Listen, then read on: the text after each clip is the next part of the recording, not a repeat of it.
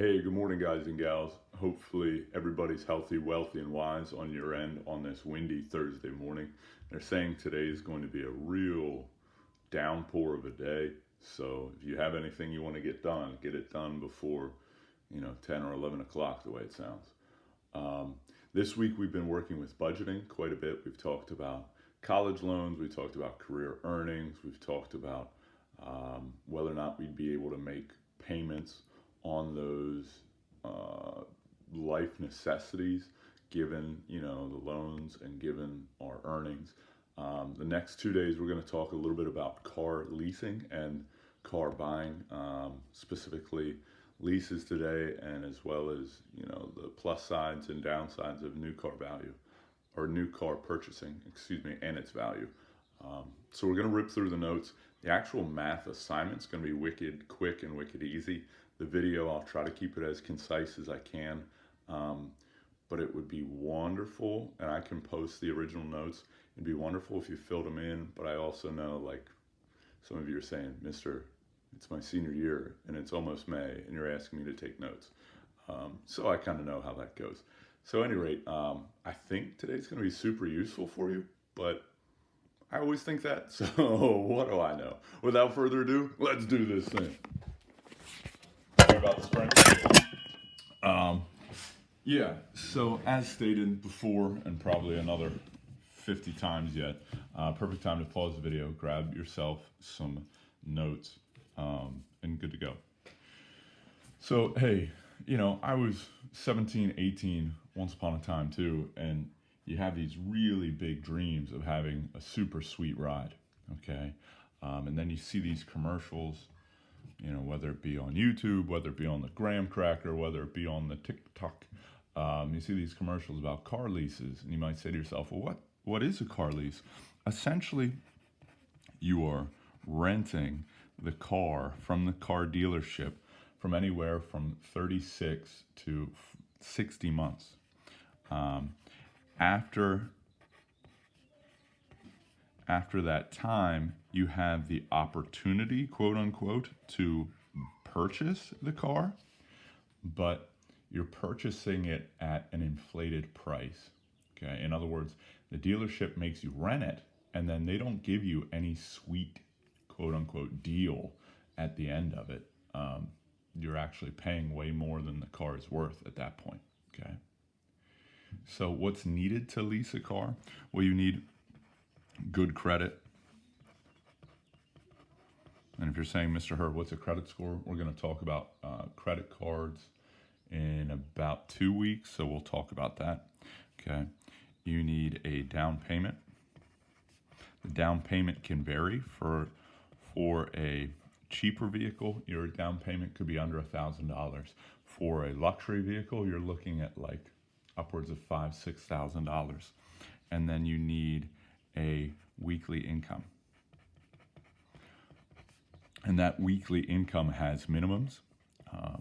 You might say, well, mister, I have a weekly income now. Chick-fil-A is hooking me up. Well, you probably aren't pulling in, and no offense, but you're probably not pulling in the minimum weekly income to lease, say, a BMW. You're going to be looking at a $1,500 weekly income minimum for that Beamer. But maybe you're pulling down enough to, lease that Hyundai. You never know, okay? Are there any restrictions? The restrictions come back to what's needed. So if you have all that, typically you're good to go. This is where it gets really tricky. Leases are tempting. They pull on the fact that you want something shiny, nice, and new. What are you left with when the lease is over? This is what you need to realize, kids. You're left with nothing. Okay, you rented the car for anywhere from 36 to 60 months. You had to have good credit, down payment, weekly income. Oh, are there restrictions? One thing I did forget. Oftentimes, there is a mileage restriction. Sorry for being forgetful. In other words, you can only put on anywhere from 10,000 to 12,000 miles a year. And if you go over that, then you have to pay an additional fee. Why? Because you still don't technically own the car. It's still technically theirs, so they can tell you how to use it. Um, Also, and hopefully this doesn't apply to anybody, but if you're going to lease a car, oftentimes it's in the fine print that you can't be a smoker or you can't smoke in said car as well, because they'll charge you for that as well. Are there any benefits to leasing a car? The only time it really makes financial sense is if it's a business vehicle. And even then, you would have to own your own business and it would have to make sense.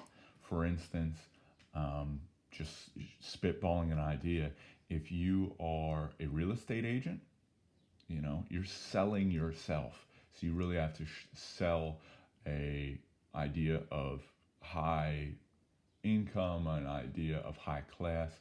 Then maybe it makes sense to lease a vehicle because you can upgrade every 3 years. You can use it as a business write-off when it comes to taxes, but that's a whole nother story for a whole nother time. And I'm not trying to tell you what to do with your money, nor am I trying to come at your parents or guardians if they lease, but it's a financial conundrum unless it's a write-off, in which case it makes sense. Okay. I know the video is getting long. Let's just keep rolling here. Similarly, folks, there's some ideologies when it comes to new versus used vehicles. What percent of the car value is lost when it's titled? Titled means the moment that you sign that I, Daniel J. Herr, own this car, the moment it's titled, it loses 10% of its value. So that means if I paid $50,000 for a brand new Suburban, the moment I sign my name to that title, it's now only worth $45,000. So that signature just cost you $5,000. And what percentage within the first year? It can lose up to 20% of its value. So that brand new Suburban I just bought for $50,000, a year later, it's only worth $40,000. It lost 20% of its value. Okay.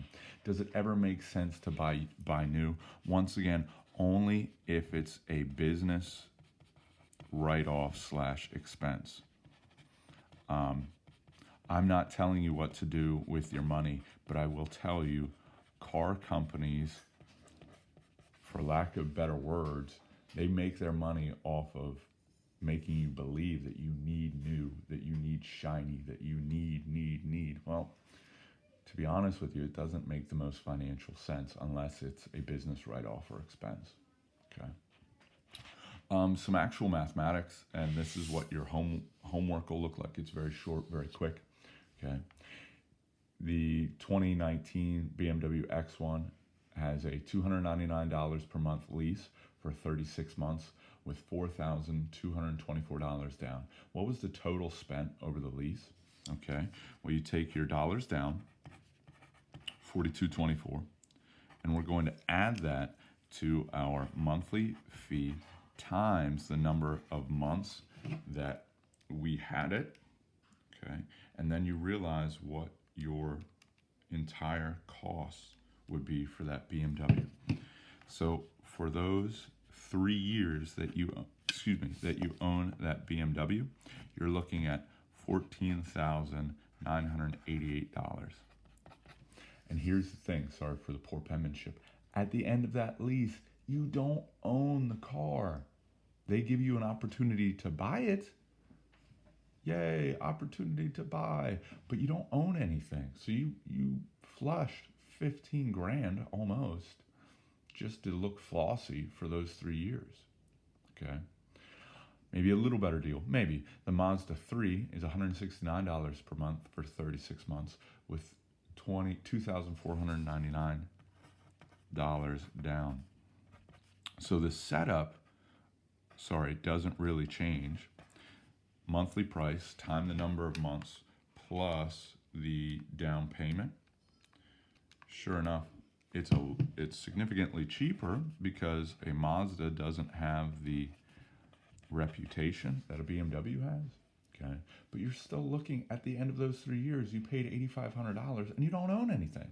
They can pretty much just go take it away from you at the end of that if you're not willing to buy it.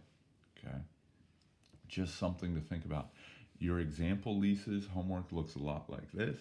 I just want you to think about these things before later in life, because it's not going to be long, that you're out at Hempfield and you're faced with these decisions. All right, guys and gals, hope that was somewhat worthwhile. And if you have any car leasing questions, please ask, because we're going to apply it then tomorrow. Talk to you later. Peace.